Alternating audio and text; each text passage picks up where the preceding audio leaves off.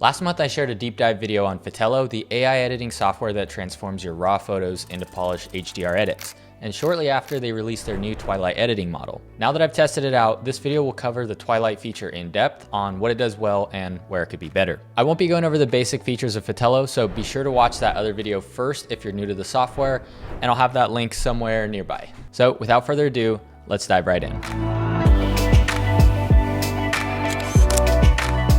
When it comes to Twilight photos, there's two types, real-time and virtual. The preferred method is shooting exteriors at dusk with all the lights on, but when logistics don't work out, editing could be used to make a photo taken during the day look like it was shot at night, hence the name virtual Twilight. So I was curious to see how Fotello's model handled both scenarios, and I'll show you some side-by-sides later in the comparison. Now, when loading up the new job, I was super happy to see my brackets automatically jump to the middle exposure, a feature that I'd requested in the last video, so hats off to the team at Fotello for making those improvements so quickly. So from the upload screen, you can't run a whole job as Twilight, which makes sense because normally you'd be shooting your daytime shots with a few Twilights sprinkled in. So pick either setting, then convert it to Twilight in the post dashboard. I noticed that Twilight seems to process a bit faster than the initial edits, on most shots taking less than a minute. And browsing through the results, overall I'm impressed with the quality of the photos. There's slight nuances based on different scenarios, and the two main details I noticed were in the windows and skies. Let's start off by looking at the hero shot, that main thumbnail that shows up on Zillow to make the home stand out from a sea of average. For true Twilight photos, I think the model does an exceptional job of evenly toning the image and making the windows glow without blowing them out. The colors and the contrast also look great with an overall warm and magenta tone that matches well with the sky. I was even surprised to see how I'd never noticed a greenish blue tint on the same photos that were originally done by my outsource editor. Now, if we compare the dusk shot with the daytime conversion side by side, a few things immediately jump out. Obviously, we have these reflections in the windows that weren't there at dusk, and when we look closer, there's shadows coming from objects that are in the sun. For instance, in this shot with a pool, the water reflects the daytime blue sky,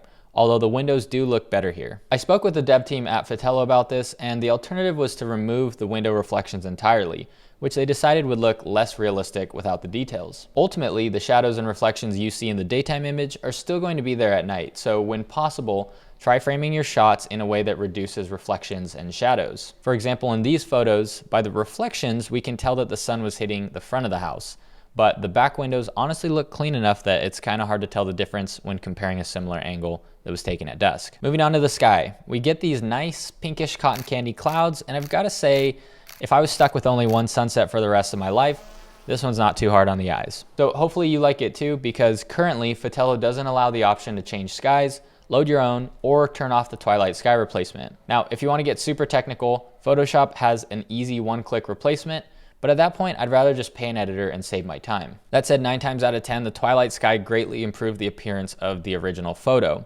There was only one case where I had a drone shot with a beautiful natural sky, and although I couldn't turn off the sky replacement on Twilight mode, the standard signature style seemed to work just fine and allow me to turn off the sky replacement. But when I tried the same trick on a different drone shot, this time without any sky, it really flattened out the shadows and looked unnatural. Whereas with the Twilight model, you can see that the shadows are darkened, the highlights in the windows are enhanced, and the image really pops. So if you don't immediately see what you like, it's worth playing with the different settings in the post dashboard to tweak things the way you like. Overall, I'm pretty impressed with Fotello's new Twilight model. The high quality and consistency across images is what I've come to expect from Fotello, and it's versatile in the sense that it can handle both real-time Twilights and daytime conversions. The only major drawback, as mentioned in my other video, is the inability to modify sky replacement options, which carries a lot of weight in my opinion. Bottom line, with the new Twilight feature fully online, I'm optimistic that we'll get the option to change sky replacements in the near future. That said, I think Fotello is 1 or 2 feature releases away from becoming fully capable of handling 100% of my real estate editing workflow. If you want to try Fotello, be sure to use my link below to claim the free credits. Plus, it helps support the channel so I can keep making content like this. But that's it for now. Thanks for watching, and I'll see you in the next one.